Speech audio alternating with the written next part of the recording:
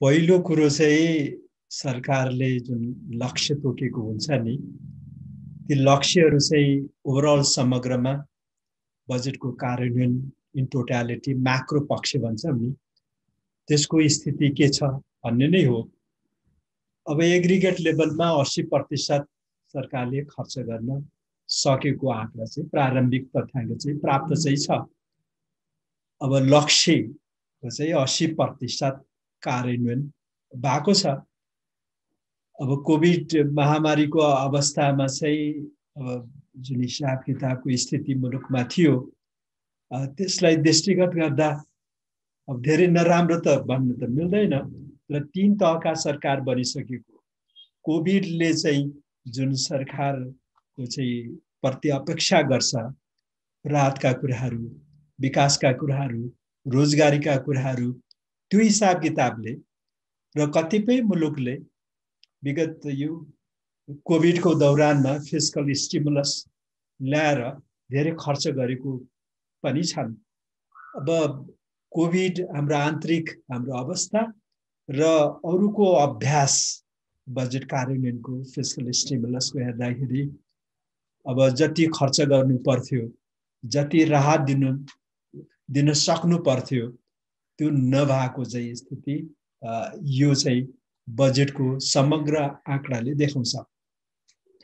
मैले भन्न खोजेको के भने, अब रेगुलर बजेटले नपुगेर कोभिडको दौरानमा आर्थिक पुनरुत्थान, रोजगारी, गरिबीको न्यूनीकरण, विभिन्न किसिमका जुन समस्यालाई समाधान गर्न एक्स्ट्रा फिस्कल स्टिमुलस थप एडिसनल खर्च गरेर धेरै एडभान्स कन्ट्रिजहरूले तपाईको आर्थिक वृद्धि दरमा सुधार ल्याएका पनि छन्।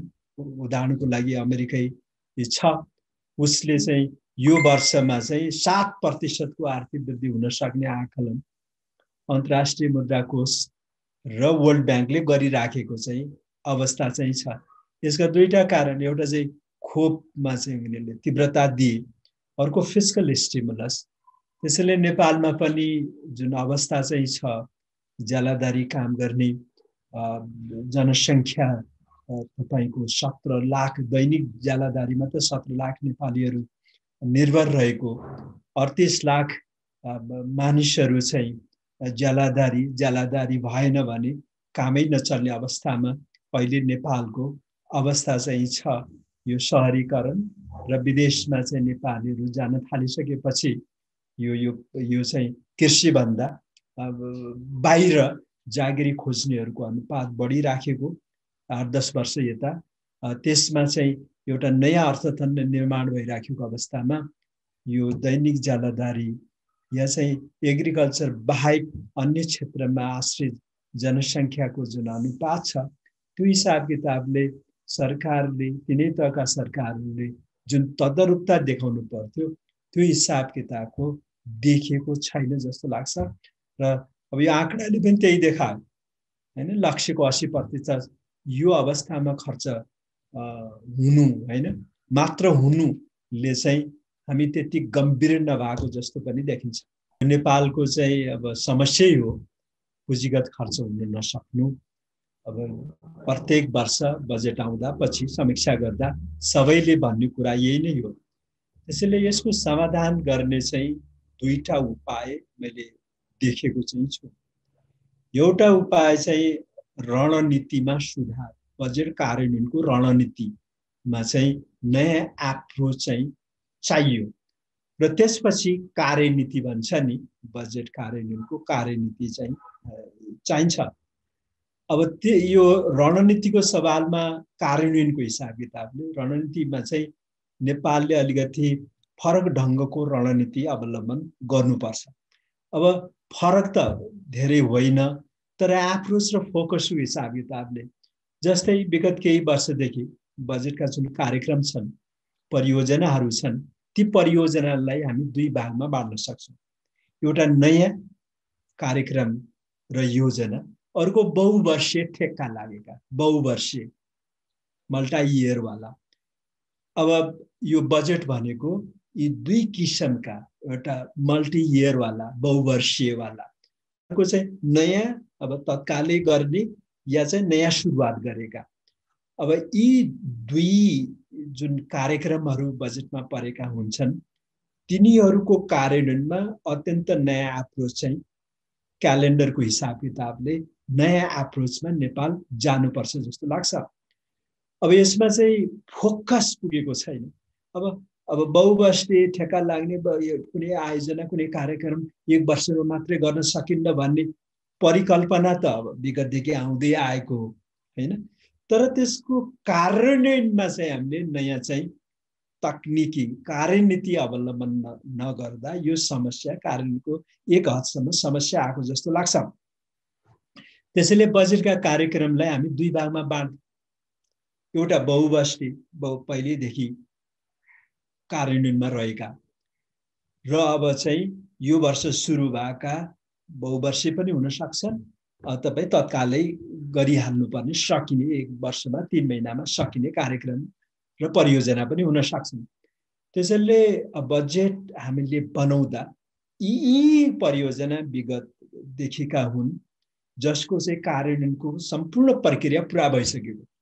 टेन्डर हुन्छ नि, बोल आह्वान गर्ने कुराहरू, ठेक्का लगाउने कुराहरू, बिडिङ प्रोसेस भनौँ न, सबै चाहिँ सकिसकेको कार्यान्वयनमा रहेका। अब नितान्त आवश्यक भनेको बजेट प्रत्येक वर्ष विनियोजन गर्ने मात्र हो। त्यसैले ती आयोजनाहरू कुन कुन हुन् तिनीहरूको बेग्लै किसिमको चाहिँ तालिकीकरण र नयाँ आयोजना के हुन् दुईटा लिस्ट बनाउने र बजेट कति एलोकेसन भएको छ, पुराना आयोजनाको कति हिस्सा र नयाँ आयोजनाहरूको कति हिस्सा भन्ने राख्ने। अब मलाई के लाग्छ भने धेरैभन्दा धेरै हाम्रो बजेट चाहिँ यो पुराना आयोजनामै नै जान्छ जस्तो लाग्छ। 60-70% भन्दा बेसी नै। यसरी आइडेन्टिफाई गरिसकेपछि अब साउन 1 बाट तिनीहरूको कार्यान्वयन चाहिँ द्रुत हुनु पर्यो, किनभने ठेक्कापट्टाको समस्या छैन। त्यसैले अनुगमन गरेर मोनिटरिङ इभ्यालुएसन आदि के गरेर साउन 1 गतेबाट बजेट त पास भइसकेको हुन्छ। सिद्धान्त त साउन 1 गते मजाले खर्च होस्, मजाले तपाईको असोज भन्दा पनि अब सरकार छ चौमासिकमा जान्छ अनि कार्तिकसम्ममा तपाईको यति प्रतिशत खर्च भइसक्यो बहुवर्षीय ठेक्कावाला पुरानावालाको। त्यसैले साउन भदौ असोज कार्तिकमा चाहिँ भनौँ न त्यसको 30% कति प्रतिशत खर्च भइसक्ने, त्यो अनुसारको कार्ययोजना बजेटमा फोकस गर्दा साथमा र अनुगमन समेत गर्दा साथमा त्यहाँ ढिलासुस्ती हुने कुरो हुँदैन। अब नयाँ आयोजनाहरू थपिएकाहरूको त अब बोलपत्र आह्वान गर्नु पर्यो हैन, पेपर डकुमेन्ट्सहरू तयार गर्नु पर्यो। अब त्यो त दशैंपछि मक्सिरपछि कुरा हुन्छ, खर्च गर्न सकिँदैन, यद्यपि बजेट त छ। त्यसैले यस प्रकार कार्यक्रम र परियोजनाहरूलाई विभाजन गरेर बजेटको एलोकेसन अनुगमन र एउटा निजी क्षेत्रसित संवादका विभिन्न किसिमका फोरमहरू छन् नि, ती फोरम मार्फत यी कामहरू तपाईको दशैं अगाडि तिहार अगाडि यति कामहरू भइसक्नुपर्ने कुराहरू हुँदा साथमा हामीले यो चैत पछि कुर्ने भनौँ न वैशाख जेठ असार, खास गरी असारमै कुर्नुपर्ने अवस्था आउँदैन। त्यस किसिमको रणनीति र कार्यनीतिमा हामी चाहिँ जानुपर्छ। र यसरी तपाईले वर्गीकरण गरिसकेपछि अब ब्युरोक्रेसीले कर्मचारी तन्त्रमा चाहिँ अब जुन नयाँ कार्यक्रमहरूको चाहिँ अब बिडिङ प्रोसेस र डकुमेन्ट्सहरू तयार गर्नु पर्यो, के छन् त्यतातिर फोकस गरेर एउटा अर्कै त्यो विदिन अब मन्त्रालयमा चाहिँ एक्जिस्टिङ चाहिँ बहुवर्षीयवालाहरूको चाहिँ कार्यान्वयनमा अनुगमन गर्ने कुराहरू, फेसिलिटेट गर्ने कुराहरू के छन् त्यसमा चाहिँ सहजीकरण गरेर हामीले यो एप्रोचमा गयौँ भने कमसेकम मलाई लाग्छ 20-25% सुधार चाहिँ यसले ल्याउन सक्छ। अब हामी चाहिँ अब समय काम गर्दा चाहिँ समस्या त पर्छ, कतिपय अवस्थामा तपाईँको बाढी पहिरोले गर्दा कुनै यो तपाईँको डिजाइन परिवर्तन गर्नुपर्ने कुराहरू हुन्छ। अब सरकारले अब मातहतको मन्त्रालयले सहजीकरण गरेन भने त त्यो त थाती राख्छ निजी क्षेत्रले, कन्ट्र्याक्टरले। यस्ता कुराहरूमा चाहिँ कार्यनीतिमा राखेर उनीहरूले दिएको निवेदनको सर्टन समयभित्र चाहिँ सरकारले चाहिँ सुधार सहजीकरण गर्ने भन्ने खालको संयन्त्र चाहिँ बनाउनु पर्छ जस्तो मलाई लाग्छ एउटा। र अर्को मैले रणनीति र कार्यनीतिकै कुरा गर्थे, कारबाहीका कुराहरू। अब केही प्रोजेक्टहरू चाहिँ ठुला प्रोजेक्टहरूको चाहिँ अलिकति छुट्टै किसिमको एउटा मन्त्रालय, एउटा निकाय गठन गरेर त्यसको जिम्मा लिएर डेडिकेटेड किसिमको चाहिँ विभाग मन्त्रालय गठन गर्दा पनि यो तपाईको सहजीकरणमा चाहिँ सजिलो हुन्छ। त्यस किसिमको रणनीति र कार्यनीतिमा हामी चाहिँ जानुपर्छ।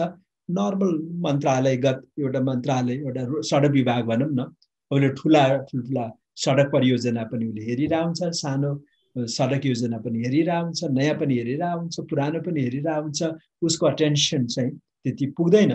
त्यसले सर्टन अब रणनीतिक महत्त्वका जुन आयोजनाहरू छ ती आयोजनाहरू कार्यान्वयनको लागि एउटा डेडिकेटेड मन्त्रालय या विभाग या कुनै निकाय गठन गरेर तदनुरूपको जनशक्ति तयार गरेर यस किसिमले हामी भनौँ न 10-15 वर्ष जान्यौँ भने नेपालको प्रगति र बजेट कार्यान्वयनको स्थिति अहिलेको भन्दा पक्कै नै फरक हुन सक्छ जस्तो मलाई लाग्छ।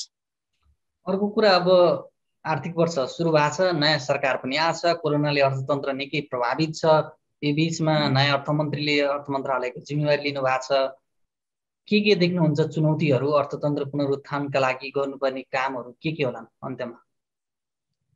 अब मलाई के लाग्छ भने अब सरकारले यो टु प्रोन्ज एप्रोच भनिन्छ नि अवलम्बन गर्नुपर्ने हुन्छ। एउटा कोभिडले चाहिँ जुन प्रभाव पारेका क्षेत्र मानिसहरू जुन छ त्यसको पहिचान गरेर के राहत दिन सकिन्छ राहत त दिनु पर्यो। यो आधुनिक एउटा सिभिलाइज सोसाइटी हो, त्यसमा चाहिँ अब पुरानो हिसाब किताबको कुरा त हुँदैन। हामी एग्रिकल्चर भन्दा बाहिर गइसकेका छौँ, धेरै भनौँ न जनसङ्ख्या। त्यस हिसाब किताबले सरकारले राहत दिनै पर्ने हुन्छ। एडभान्स कन्ट्रिजले त त्यो पहिलेदेखि अवलम्बन गरिसकेको अवस्था हो, भारतले पनि गरिरहेछ भनौँ न, अहिले भनिसकेको छ उसले चाहिँ अब दसैँ तिहारसम्म तपाईको दीपावलीसम्म रासन चाहिँ फ्री सर्टन मानिसहरू गरिब मानिसहरूलाई भनेर त्यहाँको सरकारले गरिराखेको अवस्था चाहिँ छ। र त्यसैले यो आधुनिक समाजमा चाहिँ सोसाइटीमा सरकार यो राहत दिने कुराबाट पन्छिन मिल्दैन, राहत चाहिँ दिनुपर्छ। जुन जनतालाई यो मर्का परिरहेछ, प्रताडित छन्, त्यो समुदायलाई चाहिँ के राहत दिने हो, ग्रामीण क्षेत्रमा शहरी क्षेत्रमा त्यो राहतको प्याकेज चाहिँ ल्याउनुपर्छ। त्यसले खर्च गर्दा साथमा अर्थतन्त्रमा चाहिँ तदनुरूपको प्रभाव पर्छ र अब भनौँ न सर्वसाधारण नागरिकको विश्वास पनि सरकारले प्राप्त गर्छ। र यो कोभिडले हाम्रो जनशक्तिमा जुन क्षयीकरण भइराखेको चाहिँ छ, मानव शक्तिमा, ह्युमन रिसोर्समा, त्यसलाई बचाएर राख्नुपर्ने अवस्था पनि छ। के बालबालिका के अरू सबैलाई चाहिँ खानेको व्यवस्था त हुनु पर्यो। त्यस किसिमको राहतको प्याकेज ल्याएर सरकार अघि बढ्नुपर्छ, नम्बर 1। नम्बर 2, अब यो भनौँ न कोभिडले सिकाएको पाठ भनेको हाम्रो स्वास्थ्य क्षेत्रमा जुन अवस्था चाहिँ छ त्यो अवस्थामा चाहिँ ठुलो सुधार ल्याउनु पर्ने देखिन्छ। अब कोभिडको खोप त आइसकेको छ, अब यसबाट पूर्णतया हामी चाहिँ बाहिर निस्कनलाई अझै 3-4 वर्ष लागिहाल्छ। विभिन्न किसिमको समस्या छ, कोभिडले 3-4 वर्षसम्म ल्याउँछ नै। त्यसैले यो स्वास्थ्य सेवा चाहिँ दिने व्यवस्था काठमाडौँमा मात्र भएर पुग्दैन। त्यसैले टिचिङ जस्ता हाम्रा साथै प्रदेशमा त्यस प्रकारको सरकारी उपस्थिति चाहिँ चाहियो। टिचिङ वीर अस्पताल जस्ता काठमाडौँमा मात्रै सीमित 50औं वर्षदेखि 60औं वर्षदेखि यही सिस्टमले त काम गर्दैन। त्यसैले सरकारले यो सेन्टर अफ एक्सलेन्स भन्छ नि स्वास्थ्य क्षेत्रमा पनि सिओई त चाहियो हैन। ठिक छ, प्राइमेरी हेल्थ केयर चाहियो, अब हैन पालिकामा आधीमा चाहियो, साधारण उपचारले त पुग्दैन।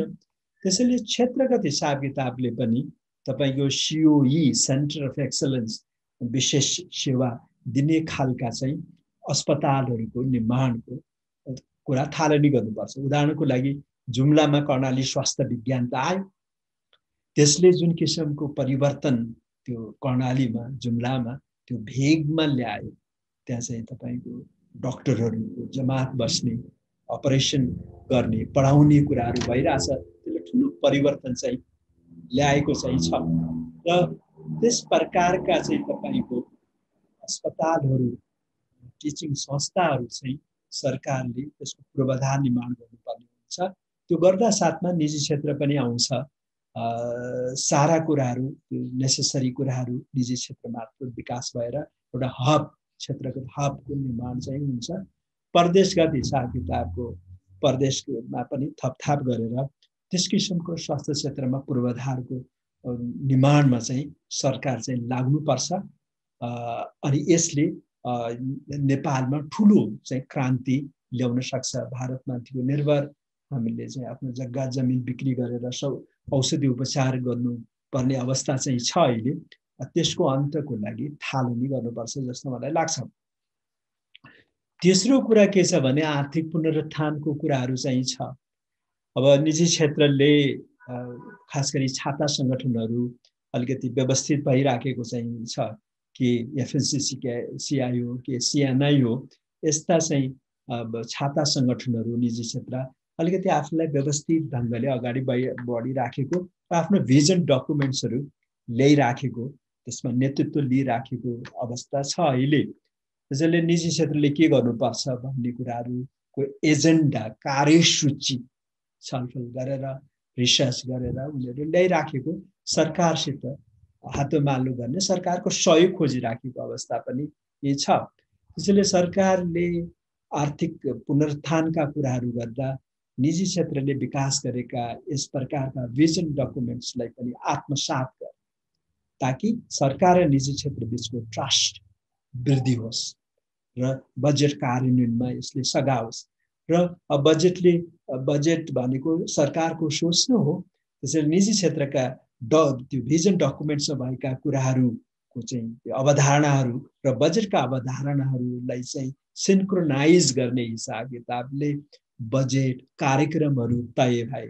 जस्तै निजी क्षेत्रले स्टार्टअपको कुरा, हैन, प्रविधिमा आधारित उद्यमशीलताको विकास गरेको न हो, अर्थतन्त्रको आधुनिकीकरणलाई आवश्यक पर्ने कुराहरू स्टार्टअप भनेको प्रविधिमा आधारित उद्यमशीलताको विकास, आधुनिक प्रविधि भित्राएर हैन विकास गरेर उद्यमशीलताको विकास गर्ने, विस्तार गर्ने भन्ने कुरा न हो। र यस प्रकारका चाहिँ भिजन्सहरू, स्किम्सहरू सरकारले कसरी सहयोग गर्न सक्छ, फेसिलिटेट गर्न सक्छ भन्ने कुराहरू गरेर अनि आर्थिक पुनरुत्थानका कुराहरू अगाडि बढाउनु पर्ने हुन्छ। केही पुराना र केही नयाँ कुराहरूलाई लिएर, कार्यक्रमहरू लिएर अर्थतन्त्रमा गतिशीलता दिने र अर्थतन्त्रमा उद्यमशीलताको विकास गर्ने खालका कुराहरू सरकारले गरिहाल्नुपर्ने हुन्छ।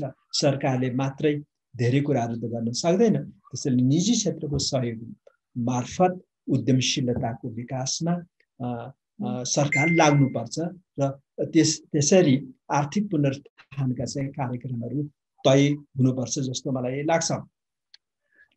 चौथो कुरो मलाई के लाग्छ भने अब हामीलाई चाहिँ यो यो यो यो भनौँ न अर्थतन्त्रमा फड्को मार्ने भन्ने कुराहरू हुन्छ नि, त्यसले सानातिनाहरू कुराहरू गरेर ठुलो रूपान्तरण हुन सक्दैन। त्यसको लागि धेरै समय लाग्छ, 100 वर्ष 50 वर्ष लाग्छ। त्यसले फड्को मार्ने किसिमको के स्टार्ट हुने खालका चाहिँ परियोजनाहरू पेरियोडिक हिसाब किताबले, आवधिक हिसाब किताबले चाहिँ सरकारले इन्ट्रोड्युस गर्नुपर्ने हुन्छ। त्यसले गर्दा एक किसिमको माहौल बनोस्, भाइब्रेन्सी ल्याओस्, निजी क्षेत्रलाई केही काम गर्न त्यसले उत्प्रेरित गरोस् भन्ने खालका परियोजना चाहिँ सरकार जानुपर्ने हुन्छ। त्यसले रणनीतिक महत्त्वका चाहिँ परियोजनाहरू के छन्, के विकास भइसकेका छन्, के हुन सक्छन् भन्ने कुराहरूलाई पनि आत्मसात सरकारले गर्नुपर्छ जस्तो लाग्छ। उदाहरणको लागि अब जलविद्युतमा नेपालको चाहिँ तुलनात्मक लाभ भएको क्षेत्र हो जलविद्युत। अब यसो विभिन्न थरीका कुराहरू आउँछन् निजी मिडियामा आदि आदि। हाम्रो विद्युत खेर जाने भयो भनेर हामीले रोइ कराई गरेको 2-4 वर्ष त भइसक्यो, तर हामी भारतबाट 500 मेगावाटको बिजुली अहिले पनि आयात गरिरहेका छौँ हैन। अब एकातिर हामी रोक्न खोजिरहेछौँ, जसले निजी क्षेत्रले जलविद्युतमा लगानी गरिरहेछ त्यसलाई प्रोटेक्ट गर्ने हिसाब किताबले हामी आफ्ना विचारहरू दिइरहेछौँ। अब जलविद्युतमा लगानी गर्ने डुब्छ या आदि आदि या उखेर जान्छ या भनेर एउटा स्केयर गरेर, तर हाम्रो क्षमता भएको यो रिजनमा हैन, हाम्रो प्रतिस्पर्धात्मक क्षमता वृद्धि गर्ने भनेको जलविद्युत नै हो। त्यसमा चाहिँ सरकारले चाहिँ आफैले या निजी क्षेत्र मार्फत लगानी गर्नुपर्ने हुन्छ। ठुला ठुला प्रोजेक्टहरू कतिपय अवस्थामा नेपालको निजी क्षेत्रले गर्न सक्दैन, त्यस्ता योजनाहरू सरकार आफैले गर्नुपर्ने हुन्छ। अप्पर तामाकोसित अब बन्ने भयो नि 456 को हैन, जुन सरकारले जुन नीति निर्माता हुनुहुन्थ्यो त्यो बेला आँट गर्नुभयो, उनीहरूलाई त हामीले त सलामै गर्नुपर्ने हुन्छ। त्यसैले अब बुढी गण्डकीको कुरा भइरहेछ, 10-12 वर्ष भइसक्यो, अहिले हुन्छ। किन सरकारले चाहिँ लन्च कमिसन एकै वर्षमा त कम्प्लिट हुनेवाला छैन, एकै वर्षमा हामी 300-400 अरब त खर्च गर्न सक्दैनौँ। तर यस्ता परियोजना 50-60 करोड खर्च भयो भने ठुलो प्रगति भएको देखिन्छ, ठुलो प्रगति देखिन्छ। त सरकारको लागि कुनै एउटा परियोजनाको लागि 1 अरब 60-65 करोड भने त ठुलो कुरो होइन। तर यस्ता परियोजनामा 60 करोड 1 अरब तपाईँले एक वर्षमा खर्च गर्नुभयो भने थुप्रा रोजगारीहरू, थुप्रो काम परिवर्तन, बाटो बनेको, ड्याम बनेको, पुल बनेको, थुप्रा परिवर्तन देख्नुहुन्छ, ट्रान्सफर्मेटिभ कुराहरू हुन्छ। त्यसले बुढी गण्डकी परियोजना पश्चिम सेती हेर्नु, सुदूरपश्चिमको मानिसहरू गड्डाचोकी बनबासा नेपालगञ्जबाट यो महामारीमा पनि भारत गइराखेको अवस्था चाहिँ छ। ठुलो बेरोजगारीको अवस्था, गरिबीको अवस्था, असहायताको अवस्था चाहिँ छ, किनभने त्यहाँ ठुला परियोजना छैन।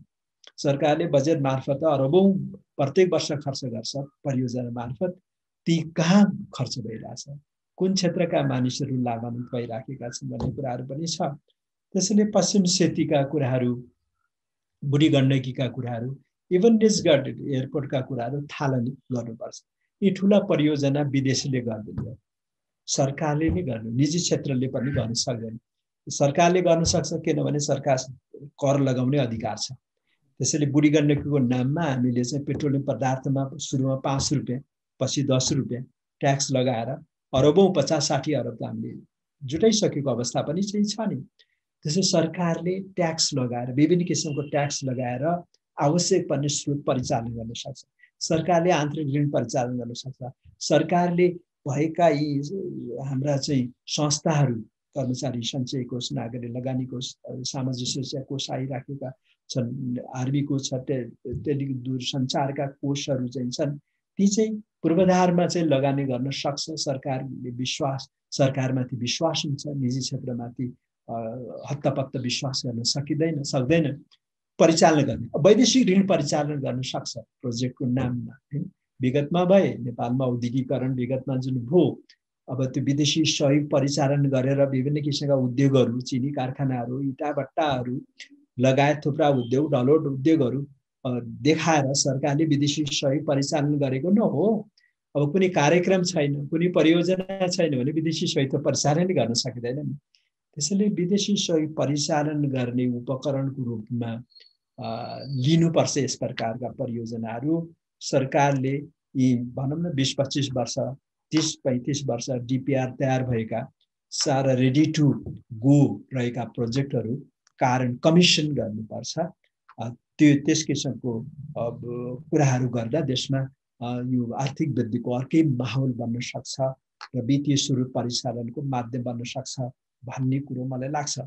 र चौथो कुरो, अर्को कुरा मलाई के लाग्छ भने 3-4 वर्षको बीचमा कुनै रणनीतिक महत्त्वका कुराहरू हुन्छ नि, ती कुराहरू अलि ओझेलमा परे कि जस्तो लाग्छ। काठमाडौँ वरिपरि भनौँ न, यो काठमाडौँ, चितवन, पोखरा, बुटवलको वरिपरि जति धेरै कार्यक्रमहरू आए, प्रोजेक्टहरू आए, अब एक थरी मानिसहरू यो मध्य नेपालमा विकास गर्नुपर्छ, जनसङ्ख्या पनि यही छ, यही चाहिँ पहाड फरेर टनल गरेर मोबिलिटी गर्नुपर्छ अनि विकास हुन्छ, रोजगारीका अवसरहरू सिर्जना हुन्छन् भन्ने किसिमको कुराहरू पनि गरिरहेछन्। सम्भवतः सरकारी विचारबाट प्रभावित भएको पनि हुन सक्छ, तर देशको एकीकरण, भौगोलिक एकीकरण, सबै जनतालाई चाहिँ एकीकरण गर्ने, भूगोललाई एकीकरण गर्ने र प्राकृतिक स्रोतको चाहिँ विकास गर्ने सरकारले के यस्ता रणनीति महत्त्वका कुराहरू गर्दा साथमा निजी क्षेत्र त्यहाँ जान्छ र विकास हुन्छ। त्यसले ठुलो चाहिँ आर्थिक वृद्धि गर्ने हुन्छ। जहाँ विकास भएको छ त्यही क्षेत्रमा गर्दा त्यो तपाईको रिटर्न चाहिँ त्यति आउँदैन अर्थतन्त्रमा। त्यसैले अब विगतमा थुप्रा कुराहरू त भए, रणनीति महत्त्वका कुराहरू सरकारले गर्दै आएको थियो। त्यसो 3-4 वर्ष यता रणनीति महत्त्वका कुराहरू जस्तै मध्य पहाडी लोकमार्गको कार्यान्वयन अहिले शिथिल भएको चाहिँ छ। तपाईको खुर्कोटदेखि पोखरासम्मको मध्य पहाडीको हत्तोपत्तो छैन। त्यो दैलेख र जाजरकोटमा चाहिँ मध्य पहाडीको विकास त्यो प्रगति हुन सकिराखेको चाहिँ छैन।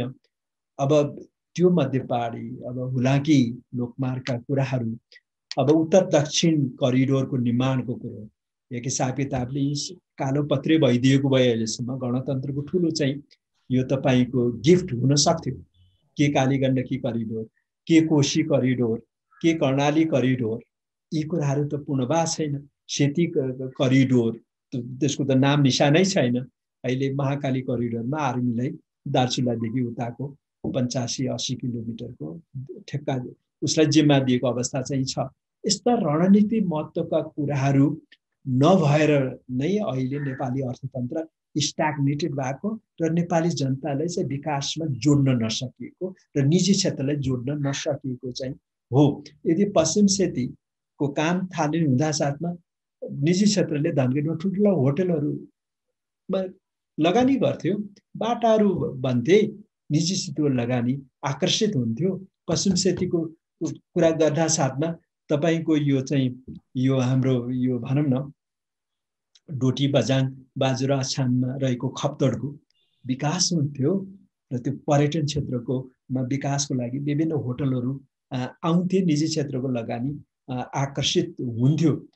ती रणनीतिक महत्त्वका चाहिँ कार्यक्रम र परियोजनाहरू अहिले ओझेलमा परेको कारणले पनि अहिले देश विकासमा एउटा माहौल नबनेको जस्तो लाग्छ।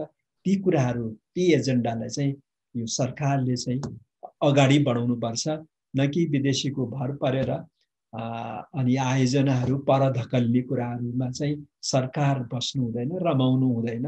यस किसिमको चाहिँ तपाईको यो टाइम बाई गर्ने कुराहरू नेतृत्वले गर्नु हुँदैन जस्तो लाग्छ र आर्थिक कार्यक्रममा, बजेटमा, आर्थिक एजेन्डामा यी कुराहरू पर्नुपर्छ। 3-4वटा कुराहरू पर्नुपर्छ जसको नागरिकको आत्मविश्वास पनि जित्न सकियोस् र निजी क्षेत्रलाई परिचालन गर्न सकियोस् र रणनीतिक महत्त्वका कुराहरू गर्दा एउटा आर्थिक विकासको एउटा मोमेन्टम चाहिँ सिर्जना गर्न सकियोस् भन्ने कुराहरू गर्नुपर्छ जस्तो लाग्छ।